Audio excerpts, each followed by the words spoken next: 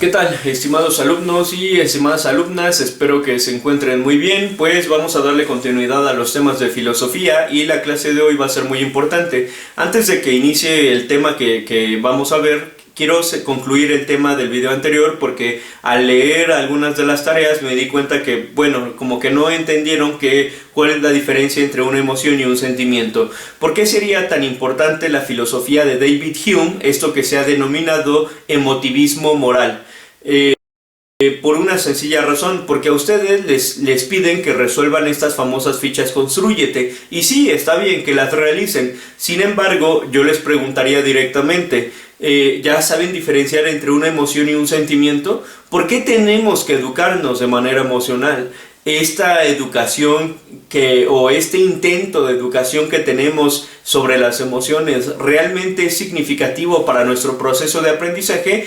Sí, en alguna medida sí, es importante porque dicen los expertos que cuando estamos de buen humor y cuando manifestamos cierto interés y cuando manifestamos ciertas alegrías, bueno, se aprende mucho mejor, y eso pues sí es como muy comprobable. Por eso algunos de sus maestros les recomiendan que ustedes estudien con música clásica porque los pone de buen humor y bueno, pueden aprender o retener mayor información. Eso es fundamental. Sin embargo, algo que a mí no me queda claro es que la mayoría de ustedes no sabe distinguir entre una emoción y un sentimiento. Parece que para ustedes es lo mismo, y a lo mejor sí están bien. Digo, yo tampoco soy el experto en ese tema. Sin embargo, a mí lo que me interesa no es ser experto en emociones y sentimientos, sino lo que me interesa es qué se ha hecho con esa educación emocional que nos intentan dar. Curiosamente, parecería que esta educación emocional ya tendría sus frutos en estos momentos. ¿A qué me refiero con eso? Pues que básicamente nos han preparado para soportar estar encerrados, para aguantar el estrés, para aguantar la pasividad, o mejor dicho, para ser pasivos emocionales, para que no explotemos, para que no nos molestemos y en consecuencia, pues para que no protestemos. Esto es algo importante y por eso nos dicen: no, relájate, tranquilo, no pasa nada, Dios ahorca, Dios aprieta pero no ahorca. Entonces todas estas frases que de alguna manera tienen que ver con controlar nuestras emociones, en realidad derivan de esto que se ha denominado neoliberalismo. ¿Por qué? Porque el neoliberalismo, lo siento, nos va a llevar a un colapso social donde no haya trabajo, donde no haya fuentes de ingresos, donde no haya bienestar. Entonces, pues la gente tiene que aprender a sobrevivir por sus propios medios, empezando pues por no protestar, por no violentar los gobiernos, de alguna manera quieren controlar esa pasión desbordada que provocan los movimientos sociales. ¿Para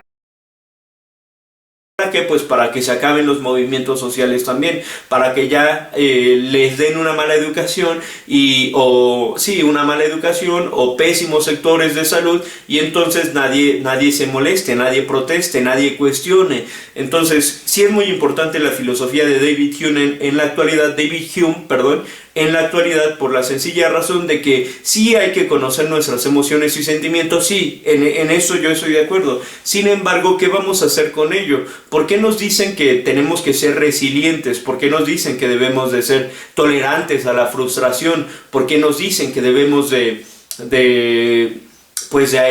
aguantar nuestra ira o reorientar nuestra ira? Sí, claro, de alguna forma está bien, pero orientémosla a nuestros problemas sociales. Eso es lo importante. No a que nos manipulen y que nos digan: ay, no, sé resiliente, sí, ahorita estás pasando por una mala situación, pero ya mejorará. No, buscar la manera a través de los movimientos sociales. Creo que por eso es fundamental la filosofía de David Hume, y ustedes poco a poco lo aprenderán. Curiosamente, hace un momento vi un meme, me lo mandaron en un grupo de amigos de filosofía. Me mandan un meme, o bueno, lo mandaron al grupo, y el meme hacía explícito esto de, bueno, no hay trabajo, no hay alimento, no hay el mundo está colapsando y pues hay un edificio que va a caer sobre un cochecito. Entonces ese es el meme, ¿no? Y a la otra parte del meme hay un señor bien contento porque su coche va a ser aplastado. Y entonces la explicación de ese meme era, bueno, pues te dan cuando el mundo se está cayendo o cuando el mundo se está desmoronando, pero tú estás feliz porque te educaron con Constrúyete, con estas fichas que de alguna manera buscan orientar nuestras emociones. Entonces, sí, ese es el fin de esta educación emocional que nos quieren dar. Yo no le he encontrado otra. Claro que sí es importante conocer las emociones y las pasiones, pero para orientarlas a cuestionar y no, yo no digo que seamos violentos o agresivos, no, sino que realmente nos organicemos como sociedad para salir de esta pasividad en la que estamos, porque si ustedes se darán cuenta, parece que pasa algo y nadie dice nada, o nadie cuestiona, o nadie se molesta, o nadie quiere hacer cosas sociales. Entonces ese es el punto, parece que estamos estancados. Y esto que tiene que ver con el tema que vamos a ver, bueno, pues por una sencilla razón, porque el filósofo que hoy nos toca ver se llama George Wilhelm Friedrich Hegel. Hegel, que viene de familia, bueno, para empezar, él nace por ahí de 1770 en Stuttgart, en Prusia. Todavía no existe Alemania, recuérdenlo, pero al menos ahorita se llama Prusia. Viene de padres luteranos, de padres religiosos, pero no de religiosos así como católicos, sino son pastores pues un tanto protestantes que van a estar en contra de los excesos de la iglesia. Sin embargo, pues iban a tener como muy presente la parte teológica y divina. Entonces Hegel era un tipo así, va a tener algunos amigos importantes como el poeta y filósofo Schelling, Novalis. Va a pertenecer a esta onda romántica alemana. Entonces, romanticismo como movimiento literario, no romanticismo de mandar cartitas, de amor, no, eso no es romántico, sino romanticismo en términos literarios, en términos filosóficos e históricos. Y Hegel va a ser el primer filósofo que se va a empezar a plantear la idea de totalidad. ¿Qué es la totalidad? Bastante ambicioso el joven, ¿no? Claro, es muy ambicioso querer resolver la totalidad o querer comprender la totalidad con un pensamiento filosófico. Eso es bastante ambicioso, es justamente lo que hacen las religiones. Explican básicamente todo, pero esa explicación se resume o se sintetiza con Dios. Y Hegel también lo va a sintetizar de alguna manera así. Toda la totalidad se va a concentrar en la historia. Me gusta explicar la filosofía de Hegel con una metáfora del cine. Fíjense muy bien, presten mucha atención a esto. Imaginen que nuestra vida es una película. Cada una de sus vidas es parte de una escena. Ahora imaginen que pueden salirse de la película. Imaginen que están saliendo de la tele o del cine, salgan de la pantalla para que nos vayamos hasta el final.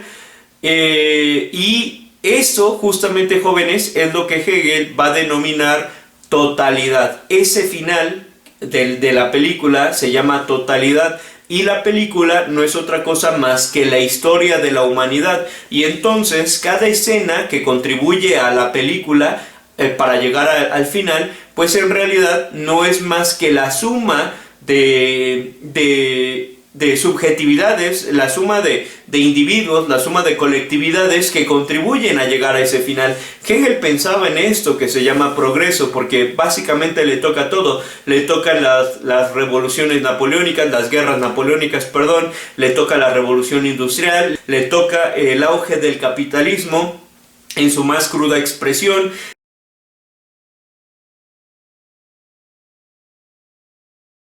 Este final de la película, que se llama totalidad, solo es posible a través de la idea de progreso. Claro, Hegel no contemplaba que en pocos años Prusia enfrentaría guerras con Francia y se formaría Alemania, y eso desembocaría en la Primera Guerra Mundial. Claro, él no veía eso. Él pensaba que iba a haber un fin de la historia, que básicamente con él concluiría la historia. Él sí pensaba eso y sí se... Ahora, ¿Y esto qué tiene que ver con Hume? Pues tiene que ver con algo muy sencillo, porque esto nos debe de servir, la filosofía de Hegel nos debe de servir para que ustedes piensen en dónde están colocados. Sálganse de esa película por un momento y vean su final, y de manera hipotética, piensen tantito. Yo sé que algunos de ustedes ya lo están pensando porque, bueno, con los que he tenido comunicación me han planteado las preguntas muy buenas sobre el futuro, cuando me dicen, oye, ¿qué va a pasar? Se va a acabar la pandemia, vamos a regresar a clases, ¿cómo vamos a terminar el ciclo escolar? Cuando hacemos esas preguntas hacia el futuro,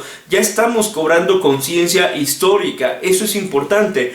Cobrar conciencia de dónde estamos parados, y ustedes tienen que sálganse de la tele, sálganse de la pantalla del cine, vean el final de la humanidad y hagámonos esa pregunta: ¿realmente la vida que estamos llevando va a contribuir a que lleguemos a ese final? ¿O cuál creen que va a ser su final, jóvenes?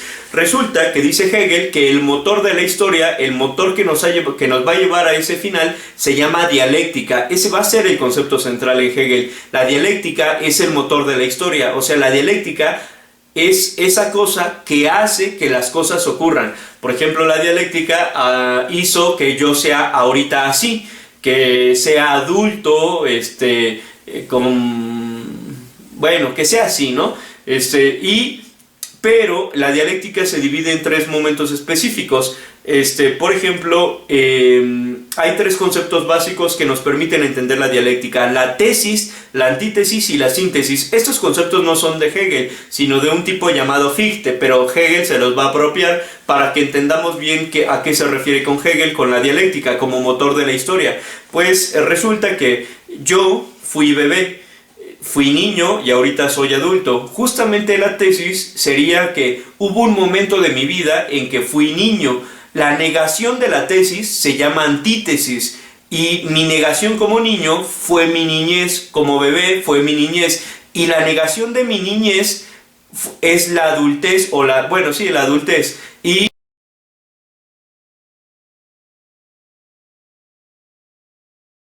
eso sería la síntesis. Hay tres momentos clave. Hegel piensa que la historia es una especie de espiral que nos va a permitir llegar a ese final, y Hegel pensaba que el final era él. Sí, eso es una realidad. Sin embargo, creo que la filosofía de Hegel nos permite entender esto, cómo nosotros y muchas cosas de las que existen, de las que están en el mundo, en realidad son contradicciones, son negaciones de lo anterior. Por ejemplo, ustedes, cuando ustedes eran chiquitos, creían en los Reyes Magos, luego fueron adolescentes como ahorita y ya no creen en los Reyes Magos, ya dicen, los Reyes son los papás, los Reyes Magos son los papás. Pues eso, jóvenes, ahorita ustedes son la negación de cuando eran niños, pero resulta que cuando tengan mi edad y tengan sus chamaquitos, entonces ustedes van a jugar el papel de Reyes Magos. Y nuevamente van a negar. Si ahorita ustedes dicen que los Reyes Magos no existen, cuando ustedes sean adultos le van a enseñar a sus hijos que los Reyes Magos sí existen. Entonces esa es otra negación. Toda la historia en realidad son un conjunto de negaciones, de contradicciones que nos van a permitir llegar a ese final, al final de la historia, al final de la película. Entonces, por eso es importante, necesito que ustedes se hagan esa pregunta: ¿realmente dónde están parados? Y sobre todo, ¿por qué? Porque eso también nos va a permitir que ustedes reflexionen: ¿realmente sí son estudiantes o son una negación de lo que significa ser estudiantes? ¿O realmente vamos a cambiar hacia una etapa educativa donde ya el profesor realmente ya no sea un dador de información como yo ahorita, que básicamente les estoy explicando la información, sino que debatamos en dónde estamos parados y a partir de ahí pues tomar acciones que nos permitan guiar nuestra vida? Porque me duele ver o hablar con algunos de ustedes y que me digan que pues están mal, que están deprimidos, que no saben qué van a hacer de su vida, cuando en realidad no es que estén mal, sino lo que pasa es que parece que no les hemos enseñado eso. Empezar a preocuparse y preguntarse por el futuro, y sobre todo a ocuparse. Bueno, hasta ahí voy a dejar la filosofía de Hegel, les mandaré la lectura y la actividad de aprendizaje, jóvenes. Un gusto saludarlos, cuídense.